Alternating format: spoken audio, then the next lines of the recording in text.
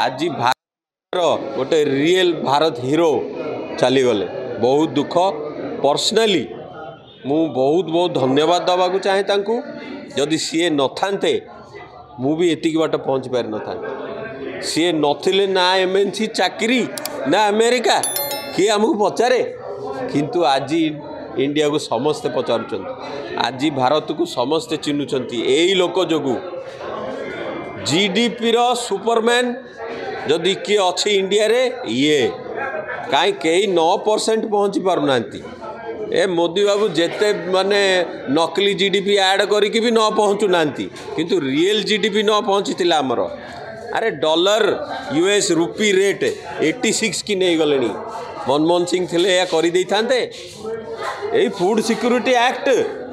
आपण माने जो चाउल बांटिकी नवीन बाबू पावर रहिले सी करथिला किए सी करथिले जे जे खाइया को पाउनी ताको खाइया को दबा नवीन बाबू कौन कले से चाउल को नहीं समति की दियो रे समते आमको भोट देबे मिस यूटिलाइज कले ताको जिनसटा जदि आरटीआई एक्ट सी करि न थांते जोटा को मोदी लागी पड़िचंती कि आरटीआई एक्टा केमती बंद हो जाऊ ताले डेमोक्रेसी रहंतानी आ इंडिया रे जदि लोक आयुक्त सी कर न ऑफिसर को एगेन्स्ट रे ऑफिसर आउ कि छाड़ते आजिका डेट रे चोरी करके ऑफिसर डीजी हो जाउछंती ना कौन आम चाइना बॉर्डर संभालू कहीं ओडिशारू जो चोरी कले से फेर जाऊन ये अवस्था जदि आम गोटे लोकर पथर चलवा रियल इंडिया ग्रोथ हम इनक्लूसिव ग्रोथ हम से चंद्रयान हो से न्यूक्लियर डील साइन हो कहीं यूएस पूरा बंद कर देइथिला हमर पूरा कंट्री जाकी देइथिला जे एक्सपोर्ट कर परिबन ए गोटे लोक जाइकरी यूएस संगे डील करी आसिले पूरा माने वर्ल्ड को हलै देले तो एई भलिया यूएन रे काम करथिबा लोक